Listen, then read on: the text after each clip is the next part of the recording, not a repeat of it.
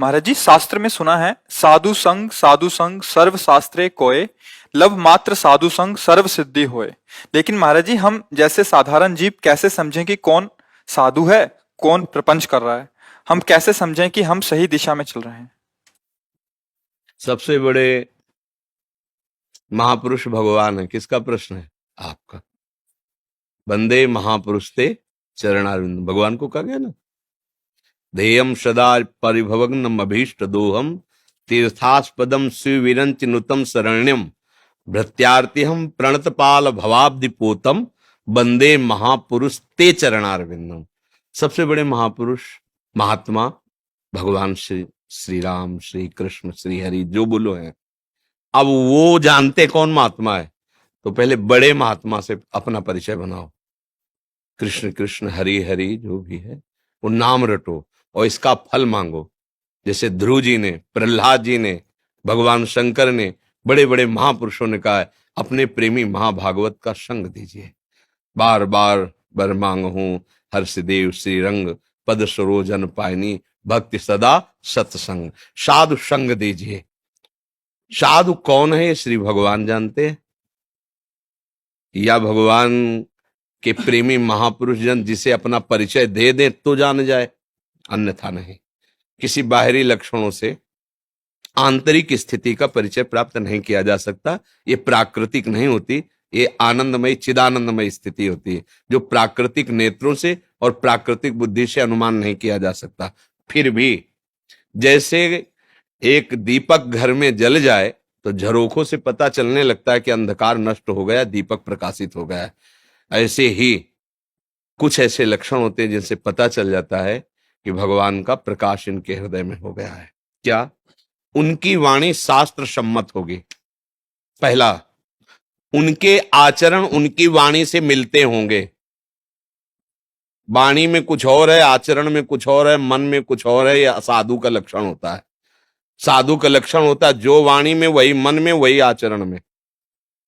तीसरा, जिनके दर्शन मात्र से ऐसा लगने लगे कि ये मेरे हैं, मैं पहली बार देखा हूं लेकिन लग रहा है मैं बहुत परिचित हूं।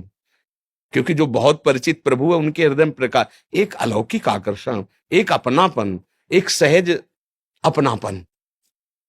चौथी बात, उनके समीप बैठने से जलन पैदा हो जाए अपने दोषों की, कि मैं कितना निकृष्ट हूं, मैं ऐसा गंदा आचरण करता हूं, मैं ऐसा नीच आचरण, मैं इसको त्याग दूंगा। जिनके समीप जाने से गंदे आचरण, गंदी वृत्तियों के त्यागने का उत्साह हो जाए और गंदी वृत्तियां अब सहनशील ना हो, असहनीय हो जाए कि अब मेरे अंदर से दोष हटना चाहिए। जिनके संग से नाम का परिचय मिले, नाम जपने की प्रियता मिले, आचरण पवित्र रहने की प्रियता मिले, हृदय में ऐसा बल प्राप्त हो। बाहरी कुछ लक्षणों ऐसे हैं जिनसे साधु संघ का परिचय जाना जा सकता है, नहीं तो महत् संगस्तु सुदुर्लभ हो। बड़ा दुर्लभ है महापुरुषों का संग प्राप्त होना। अगम्यो अर्थात दुर्गमो, उनका निर्वाह करना बड़ा कठिन है। निर्वाह कर ले गए तो अमोघस्य निश्चित भगवत प्राप्ति हो जाएगी।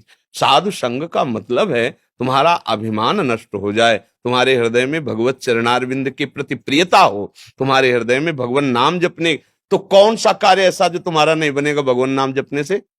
दैन्य हो जाओगे तो स्वामी तुम्हारी रक्षा करेगा, नाम जप करोगे तो जो चाहो खरीद सकते हो। भगवान को भी, अजित को जीत लिया जिन्होंने नाम जप किया। ये बात तो समझनी ही नहीं। अपना फोटो डलवाना, अपना नाम डलवाना, तो क्या तुम संत संग का लाभ प्राप्त कर पाओगे? बाहर जाओगे वही वासना का खेल खेलोगे और ये जरूर कहोगे कि हमने बड़े बड़े संतों का संग किया है। संत संग अपवर्ग कर, संतों का संग दुर्गति, द्वंद्व, कुवासनाएं, भय, विषाद, चिंता, इनसे मुक्त करने के लिए होता है। जिनके संग से ऐसा रंग चढ़ जाए, जिनके दर्शन से तुम्हारा मन भयभीत हो जाए, कुमार्ग में जाने से डरने लगे, उन्हें भगवान का दास समझना चाहिए, उन्हें संत समझना चाहिए। बकाया संत तो भगवान श्री मुख से कहते हैं कि जाने संत अनंत समाना।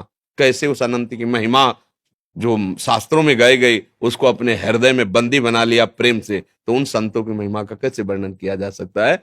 बकाया सरल सहज जो वाणी में, वही आचरण में, वही मन में, जिनके दर्शन स्पर्श संभाषण से हमारा हृदय निर्विकारिता की तरफ चलने लगे, भजन प्रियता बढ़ने लगे, जिनके देखने से शांति और ऐसा लगने लगे कि जो मैं खोज रहा था मुझे मिल गया, मुझे विश्राम मिल रहा है।